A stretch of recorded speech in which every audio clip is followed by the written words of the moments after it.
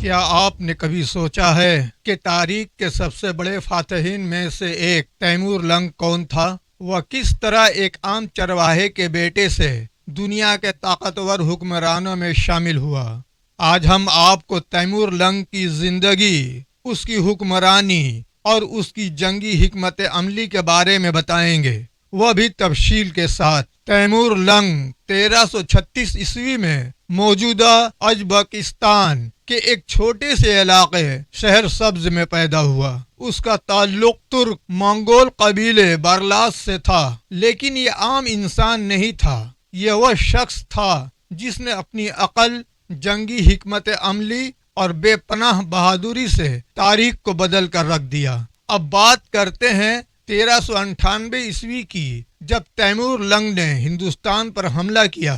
اس وقت دلی پر تغلق خاندان کی حکمرانی تھی، لیکن بادشاہ نصرت شاہ ایک کمزور حکمران تھے۔ تیمور لنگ نے اس کمزوری کا فائدہ اٹھایا، دلی پر قبضہ کیا اور جو دولت تھی وہ لوٹ لی۔ لیکن یہ حملہ صرف دولت لوٹنے کے لیے نہیں تھا۔ تیمور کا مقصد اپنی فوجی طاقت کا مظاہرہ کرنا اور اپنے دشمنوں کو یہ پیغام دینا تھا کہ وہ ناقابل شکست ہے۔ اس حملے کے دوران دلی کی گلیاں خون سے بھر گئیں، ہزاروں افراد مارے گئے۔ لیکن یہ بھی سچ ہے کہ تیمور کے حملے نے ہندوستان کی تاریخ کو ایک نیا موڑ دیا۔ تیمور لنگ نے 1370 عیسوی سے 1405 عیسوی تک تقریباً 35 سال حکمرانی کی۔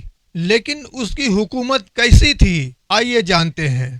تیمور لنگ ایک سخت حکمران تھا۔ اس کی سلطنت میں قوانین سخت تھے اور عدالتی نظام مضبوط تھا۔ وہ اپنی حکومت کو برقرار رکھنے کے لیے طاقت کا استعمال کرتا تھا اور مخالفین کو سختی سے کچل دیتا تھا۔ لیکن اس کی حکمرانی کا ایک مثبت پہلو بھی تھا۔ تیمور نے تجارت کو فروغ دیا، خاص طور پر شاہراہ ریشم کے ذریعے۔ تیمور لنگ کو اس کی جنگی حکمت عملی اور بہادری کے لیے بھی یاد کیا جاتا ہے۔ اس نے اپنے دشمنوں کو ہمیشہ حیرت میں ڈال دیا۔ تیمور کی سب سے بڑی طاقت اس کی منظم فوج اور بہترین منصوبہ بندی تھی۔ اس نے فارس، عراق، شام، اناطولیہ اور ہندوستان جیسے بڑے علاقوں کو فتح کیا۔ میدان جنگ میں وہ ہمیشہ اپنے دشمنوں کو نفسیاتی طور پر شکست دیتا تھا۔ اب سوال یہ پیدا ہوتا ہے کہ کیا تیمور لنگ نے صرف جنگیں ہی لڑیں یا اس کے کچھ اچھے کام بھی تھے؟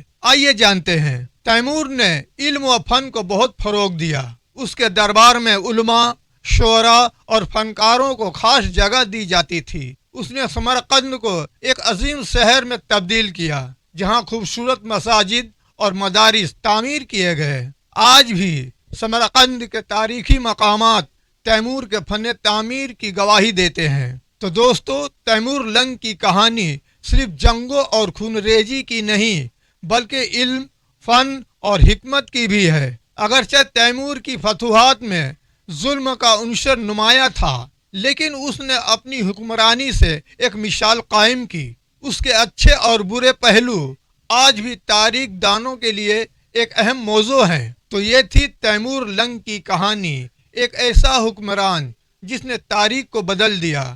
اگر آپ کو ہماری ویڈیو پسند آئی ہو تو اسے لائک کریں، شیئر کریں اور ہمارے چینل کو سبسکرائب کرنا نہ بھولیں۔ ملتے ہیں اگلی ویڈیو میں۔ شکریہ۔